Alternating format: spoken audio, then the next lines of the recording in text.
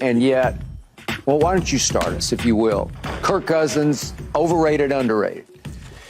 He's not overrated. He's not underrated. He's rated right where he should be, right? What is that, like the middle of the pack in terms of quarterbacks? That's where he should be. He's not 1. He's not 10. He's like in that 14, 15 range. Okay, but at this moment, he's 1 because he's available. Right. Yeah, he's available. He's 1, but is that availability good enough for you if you're courting a free agent quarterback? Or are there guys out there that you could poach and say, you know what? I'd rather trade for this asset, this guy. Now, look, Kirk Cousins, he's serviceable. But when you look at his career, you know, regular season, he's 76 and 67, which isn't bad. No. Primetime games, whatever that means. He's under 500. He's not, you know, he's 12 and 19. But the most important statistic of them all, as you harp on with Dak Prescott, Lamar Jackson, any other quarterback, is the postseason. Yep. He's 1-3 lifetime in the postseason, and the only win is the miracle. The eyes closed by the New Orleans Saints. And, you know, that's the only. Stephon Diggs. That's the only one. Right. And so when you look at that, you say to yourself, free agent-wise, he's the top quarterback in the free agent market. That's until Russell Wilson hits it. Okay, and then when Russell Wilson hits it, he becomes the top guy. Are we sure Russell's going to hit it? Oh, my God, yes. You think Russ will get surpassed Kirk Cousins? Yeah. I don't know. Yeah. Right now. Russell Wilson had a good year this year. Just, you know how it is, man. When coaches get something in them about you, I'm with you on that. You can never change their mind. Agreed. And that's Sean, and I know Sean very well. Yes, you do. He wasn't going to change his mind who Russell Wilson was, period. So he's gone. They're going to pay him his $39 million and let him walk out the door. But outside the quarterbacks, you got players like T. Higgins and Maybe Mike unless Evans. they franchise tag him. Yeah, but assuming they don't. Right. You know, you got Mike Evans and T. Higgins and even Torrance Smith for my money, okay? Even him for my money, even though he's old and banged up, before I would say Kirk Cousins is the number 1 free agent available. No. The number 1 free agent available? No, the big left tackle, you need them. No, you need him, Michael. Yeah, you do. But Calvin Ridley, but if you ain't got no quarterback, what good is having a big left tackle? But if you ain't got no, but if you got a quarterback like Kirk Cousins, do you have a quarterback? Yeah. Or do you have a guy wearing a jersey with a number that does some things nice at times? You're funny, man. Y'all are funny, man. Y'all stop this, man. I think. But you saying that because you picked him to win the MVP 2 years ago. Yes, I know did. you. Yes, I and did. I know what you're trying to do. But it's funny. Cover your rear end. No. I may explain a little bit, but I won't cover it because it's funny because I'm with you, Key. I don't say that he's overrated or underrated. I say he's right where he needs to be. Now, what I do say this. The way he came in the game and the way he started, I think we've held this against him. I think we've held it against him because of what happened in Washington. So we've held it against Kirk Cousins. We saw him kind of like, oh, is he beating the system? Is he beating the system and making all this money? Kirk Cousins made 231 millies. 231 millies. And everybody sitting saying, man, Kirk ain't worth that. That's what they were saying. Kirk ain't worth that. You're worth whatever you can get. Man, did great business. You know, he bet on himself and he made it work. He did. And people took something from Kirk for that because he was making more money than they thought his ability allowed or his ability displayed said he should make. That's just good business. You can't get mad at him for that. Kirk Cousins had success in Washington to the degree when the genius left Washington to go to San Francisco, he was waiting on Kirk Cousins. We're talking about Kyle Shanahan. He was talking about waiting on Kirk Cousins. So y'all want to sit here and say Kirk Cousins can't play, but we give a lot of love to Kyle Shanahan for being a great offensive coordinator, and he was at one time, we all do, I certainly do, most of the league does, and the numbers that he's put up says that he's been great. Key. So don't be looking at me funny and pointing your finger at me like I'm saying something that was crazy, because I'm not saying something crazy. I'm saying what's real.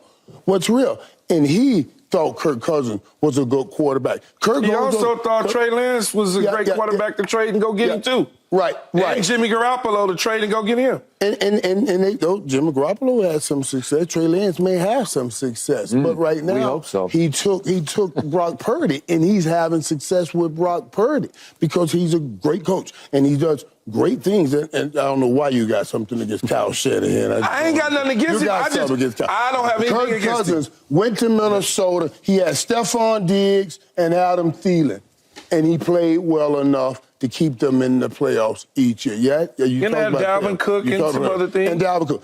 Then after losing those receivers, he turned his attention to Justin Jefferson and KJ Osborne, and he's still in the same. So he didn't have the same receivers for 5 or 10 years, and he's changing receivers and still playing well. Kirk Cousins is a good quarterback in this league, and when he hits the free agent market, it's going to be a lot of money thrown at him. Skip, no one said a lot of money thrown at him. No one said, Michael, he wasn't a good quarterback. Said overrated, underrated. But he's rated where he needs to be. Yeah, You're not going to win the Super Bowl because of Kirk Cousins. Right. You don't pay a guy but you can win the Super Bowl with Kirk Cousins. Yeah, you can. You can win the Super Bowl with him, but you won't win the Super Bowl because of him. Right. He's not going to make a throw in the Super Bowl that makes you go, well, here's why he's going to be the MVP. That's not going to happen. You mentioned $231 million he's made in his career. Is that the right number? Or was that just for Minnesota? I got 232 total. Okay, total. That's not counting what he's about to make. Okay, so give him another $100 million. Just give him another 100. So 331. So if you paying a quarterback $331 million, be fair. At 1-3 postseason, you gonna pay somebody to give you a 1-3 record, $300 million plus? In the post, you gonna do that? You want that to be your quarterback? Because the way y'all sit around and complain about Dak Prescott and Lamar Jackson and Josh Allen not competing and making this type of money, well, the money says they pay you the money based on who you are, Michael. Right. You was the highest paid receiver because you was the best receiver. Right. But now the market is what it is. We don't wait till you guys win the Super Bowl to get the Super Bowl winning money.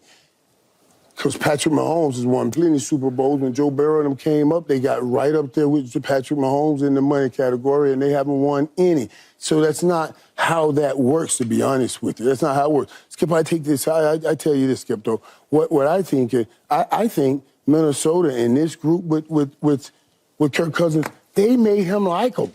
They made him way more likable than he was in Washington. Yeah, now when you see him with the necklace on after the game, they win and they're dancing and everything.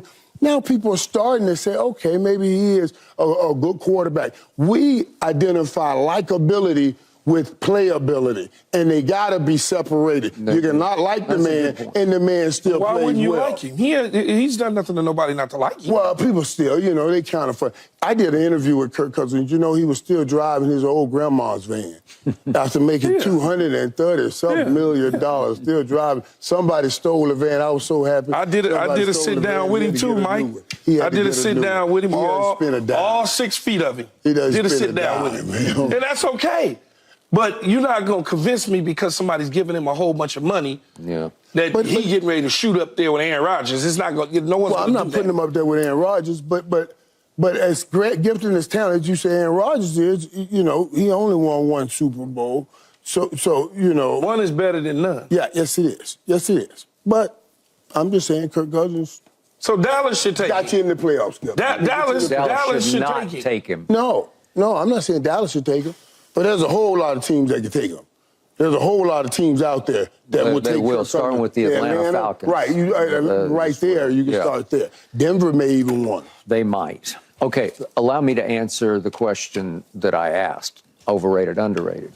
To me, Kirk Cousins is way overrated at a position that remains in the National Football League understocked. It's just still understocked. There are not enough to go around. Quality, playoff caliber quarterbacks. Even though he is playoff caliber, I give you that. He's been in good spots a couple of times where they got to the playoffs and he is flamed out in the playoffs. He's 1-3. But he is, to me, the most overpaid single player in the history of the National Football League at $232 going on $332 million, because even now at $232, that's the 11th most money anybody's ever made in this league, and it's the 4th most of the active players. Kirk Cousins, okay, so to your point, the Shanahans did fall in love with him, and remember, they were not in love with Robert Griffin III, but their owner was, and their owner pretty much forced Robert Griffin upon them, and the owner wanted to trade up to get Robert Griffin at number 2 behind Andrew Luck, who went first. And I think Kirk went in the 4th round, but the Shanahans were all over it, and Mike loved him, I think, even more than Kyle did. So let's get that out on the table. Rumors came out early out of Washington. Yeah. They liked the other quarterback. The other one more. Than they That did. is Right. correct. Yeah, it came out of All right. So, Keyshawn, quick point of order. I think when you said Miracle, I thought you were going to go to this game. I don't think he was in the Minnesota Miracle game. He was the one. He won the one at Drew Brees. He beat Drew Brees at Drew Brees. That was his one playoff that's the one I'm win. talking about. Oh, I thought you meant the Minnesota Miracle game. He didn't do that. I call it the Miracle. Okay. Right. All right. Yeah, Well, it the was Stephon miraculous. Diggs game. It was miraculous. Yeah. Okay. So calls they miss. Okay, so the point is, I'm a prisoner of Dallas versus Washington. You and I are. And so all I know is what I keep seeing against Dallas. He's 2-9 in his lifetime against Dallas. And the 2 victories, one was over Kellen Moore when we just didn't have a quarterback. And the other one, he did beat Dak at Jerry World on a Sunday night. And it was the game where Dak got the ball back, and it was 1st and 10 from the 6-yard line. Do you remember this? And we needed a touchdown. They won 28-24. And we go all the way down to, we had it all the way to 2nd and 2 at the 11-yard line. And we went hand it to Zeke, toss it to Zeke, kind of flip it into the flat to Zeke, and we went nowhere. And that was the end of the game. So Kirk prevailed 28-24. And you mentioned Kyle Rudolph. He hit him twice for short touchdowns. Okay? So he played pretty well. He wasn't like sensational. He wasn't the reason they won the game. But my point to you is 2-9, because Dak pretty much owned him. Dak's beaten him 5 out of 6 times. So it's hard on my eye gate, as you call it. When I watch Kirk Cousins, when I've seen him play against Dallas, 2-9, he's been the guy where I never feared him. And remember Dak's rookie year, he and Zeke went to Washington, won the game because Kirk Cousins just right on cue, when it looked like they had us, he threw one into the end zone. Remember, he went to church, to Barry Church. He threw it right to Barry Church in the end zone when they could have put the game away. And Dak and Zeke took it as rookies and went the other way and scored a touchdown. And we pulled it out at Washington and took off and went to 13-3 that year. My point is, I never see enough of him. He can do little big things during the regular season, but to your point, he's just a middle-of-the-pack quarterback who's a really good guy. He's a likable guy. And that's okay. Winning plays. And that's okay. Middle of the pack is fine if you surround people with the right cast. You could do some stuff. I just don't think he could make the throw to win it. No. But he could make the throw to the other team to lose it. I don't think physically, there's not a throw that Kirk can't make on the football field. But now, what you're talking about is that throw in the crucial time, in the crucial moment to make that play to win a game. Yeah. Is what you're saying, is that throw. And that's, and yeah. I'm not talking about a throw to Justin Jefferson with 9 people on him, and he got to turn around and jump. And somehow he catches that ball. Somehow he catches it with his eyes closed. He keeps catching that ball. I'm not talking about that. Right. Okay. I'm just talking about engineering that drive in a crucial situation where I got to score 4 to win the game, and I'm on my own 24-yard line with no timeouts. Can he get me in that position in a crucial game to where now all of a sudden it's capped off because of a touchdown? I haven't witnessed that with him. But a couple of years ago, we did see that. Because remember, they had all of those one-score games. They were winning a lot of one-score games. And then what happened? They got a home playoff game, and he lost to Daniel Jones, right? Daniel Jones. Okay. But first you have to get there. And Kirk Cousins is viable enough to get teams there. And then once you get them in the playoff, yes, Kurt hasn't had success, but You give him the right opportunities. I think he needs the right coach. We've learned this offseason more than anything how hard it is to have success in the postseason. Yeah. You have to be great all the way around. You got to be How smart. many coaches has he had in his career? 4? Kirk. 4. He's had a few. Shanahan. No, I can't remember. Gruden. Jay. Yes, Jay. Jay Gruden, Shanahan, Zim, and now O'Connell. O'Connell. So he's had 4 quarterbacks in his career. 4 coaches, yeah. Coaching. Yeah. And guess what? All right. 3 of them There have you go. been fired. So, Michael. I'm just telling you. Michael, I'm just pointing to it. Yeah, Michael. 3 of them done been fired. Let me drive this home for you. I didn't say it was only him. I just said 3 been fired. Man, this man has produced all pro receivers. He had Adam Thielen and Stephon Diggs. Maybe they produced him. Okay, but then they left, and he got Justin Jefferson and KJ Osborne. He's still putting up those numbers. So you got to give him credit for that. No one's taking credit from him. I think Skip just did. When I said he had these 2 receivers, he produced. He said, no, they produced him. That's what you call the very definition they of produced snatching credit from him. All right, let me snatch one final 2 pieces of credit here. Do you remember what our backup quarterbacks did to Kirk Cousins 3 years ago and 2 years ago? Because Andy Dalton went up there in a night game, a Sunday night game, and beat Kirk Cousins in his place up in Minnesota. And then the next year, which is 2 years ago, Cooper Rush went up there on a Sunday night, his big stage Sunday night NBC game, and beat Kirk Cousins at Minnesota. And I was like, seriously? And this is the guy who's going to get $100 million more.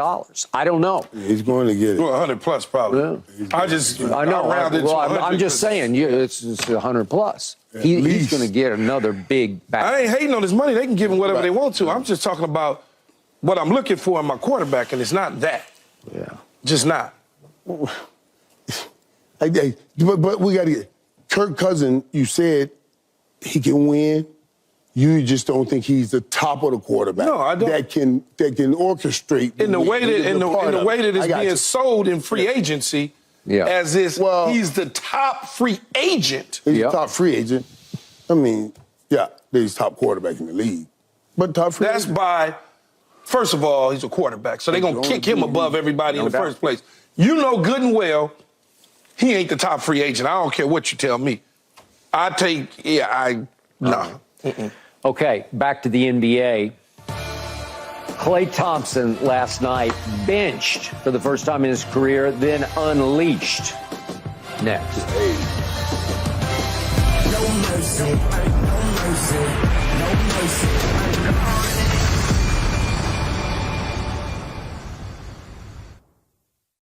Thanks for watching, Undisputed fans. Do you want more highlights from the show? Make sure to click that subscribe button for all the exclusive content from Undisputed.